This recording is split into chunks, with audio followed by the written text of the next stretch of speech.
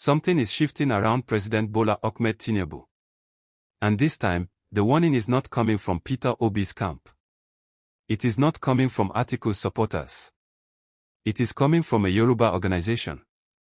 A Yoruba socio-cultural group has openly called on Nigerians to vote Tinubu out of office in 2027, accusing his government of worsening hunger, insecurity, and economic hardship.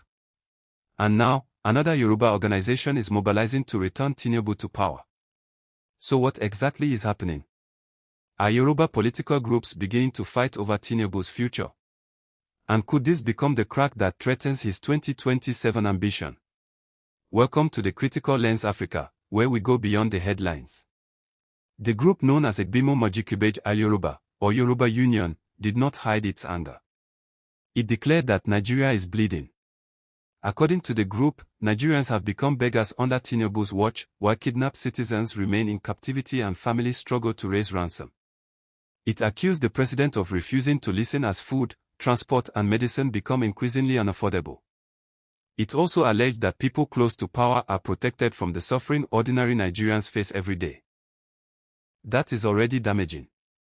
But what makes the statement politically explosive is the identity of the people saying it. Tinubu has spent decades building his political strength around Lagos and the southwest. He is regarded by supporters as a master strategist, a politician with deep networks, loyal allies, and powerful grassroots structures. So when a Yoruba organization begins telling Nigerians to remove a Yoruba president, Tinubu's political enemies will immediately ask, is his home base beginning to crack?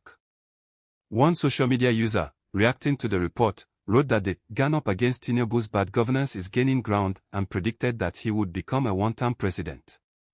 That is only one person's opinion, not proof of a national trend, but it captures the excitement among some of Tinubu's opponents. Another ex-user, @Chidi__Womiri, mocked the likely government response by asking where presidential aide Daniel Bola was, suggesting he might dismiss the Yoruba Union as an imaginary organization. Those reactions show what Tinubu's opponents are beginning to smell. Possibility.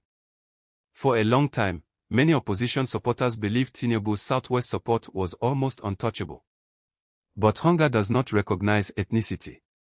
High food prices do not care whether the president is Yoruba, Igbo, or Hausa. Kidnappers do not spare people because they supported the ruling party. And when families are suffering, political loyalty can begin to weaken. That is the danger for Tinubu. His opponents do not necessarily need every Yoruba voter to abandon him. They only need enough previously loyal voters to become doubtful, stay at home or support another candidate. Even a reduction in enthusiasm across Lagos, Oyo, Osun, Ogun, Ondo, and Ekiti could change the electoral mathematics. But Tinubu's supporters should not panic yet. Because another Yoruba organization is working in the opposite direction. The Yoruba Northern Network for Tinubu, known as UNIT, has already begun mobilizing Yoruba communities across 19 northern states and the Federal Capital Territory for Tinubu's re-election. Its national coordinator, James Olaronfimi, said the group had agreed to support Tinubu's return in 2027 and planned to use existing Yoruba community structures down to wards and polling units. So now we have two completely different messages. One Yoruba organization says, Tinubu has failed. Vote him out. Another says, Tinubu must return. Begin mobilizing now.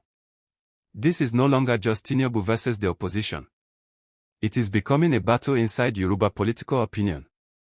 And that clash could become much bigger.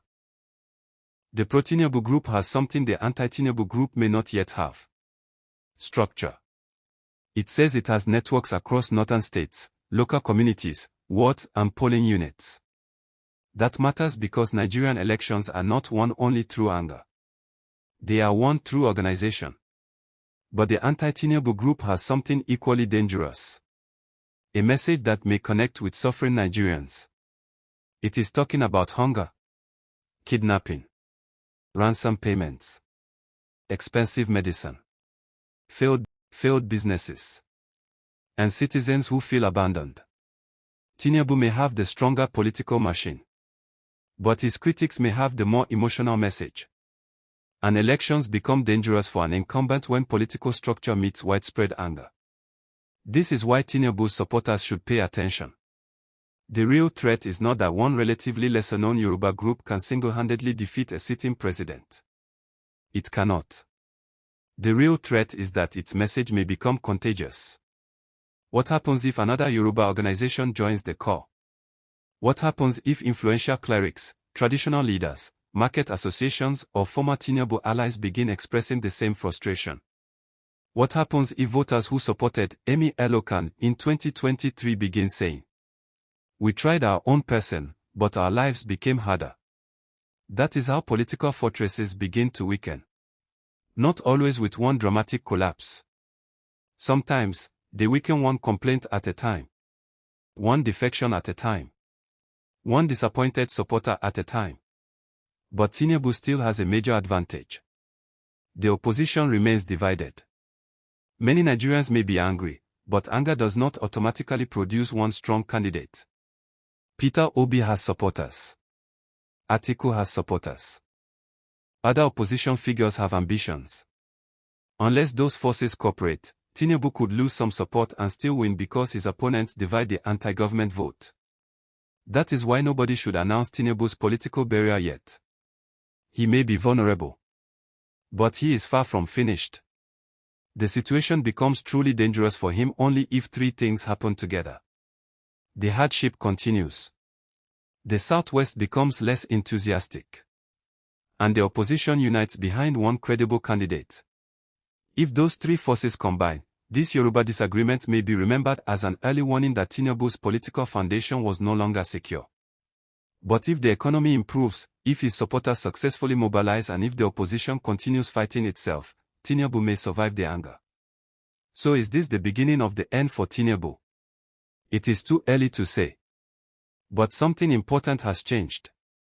The assumption that every major Yoruba organization will automatically defend a Yoruba president can no longer be taken for granted. And that alone should concern anyone planning Tinubu's 2027 campaign. Because Tinubu's greatest enemy may not be Peter Obi. It may not be Atiku. It may not even be one Yoruba organization. His greatest enemy may be the daily experience of Nigerians. The empty cooking pot. The unaffordable transport fare. The unpaid school fees. The fear of kidnapping. And the growing belief that the people in power are not listening. Can Tinubu repair that relationship before 2027? Or are the first cracks already appearing? Tell us what you think. Is this Yoruba Union simply making noise? Or could this disagreement grow into a serious political revolt against Tinubu? Please like this video and share it so that more people can be informed and join the conversation. Subscribe to the Critical Lens Africa and turn on the notification bell so you will be notified whenever we upload a new political analysis. This is the Critical Lens Africa, going beyond the headlines.